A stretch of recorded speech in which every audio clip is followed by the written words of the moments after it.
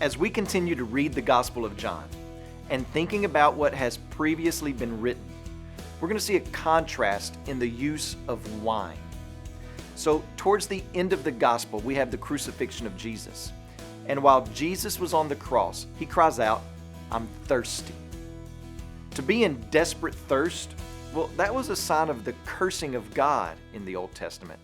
And when Jesus says this, listen to what the text says next.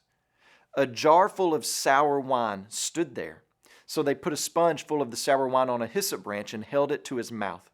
And when Jesus received the sour wine, he said, "It is finished," and bowed his head and gave up his spirit. Here's the one who took dirty foot water and transformed it into the best tasting wine at a wedding party. Why didn't he do this again? He could have done that, right? Well, even in his last breath, Jesus is preaching to us. Jesus was thirsty. He was cursed, and they gave him sour wine. Do you remember when Jesus was praying in the garden and he said, "If it be possible, let this cup pass from me"? Well, what cup? Well, wine not only represents joy in the Bible, but it also represents judgment.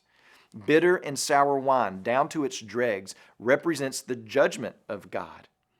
And Jesus was cursed for us, and he had to drink that cup of judgment. Jesus tasted the sour wine of death on our behalf so we could enjoy the good wine of life that only he provides through his resurrection. And so when Jesus says no to your timing and tactics, like he did with his own mother, he's not saying no to the revealing of his glory or your joy. He's saying, "I have a better plan that will bring me glory in the way I desire, and it will bring you more joy than you could ever imagine." As you pray today, please remember Wael Dawir and his family are missionaries in Illinois.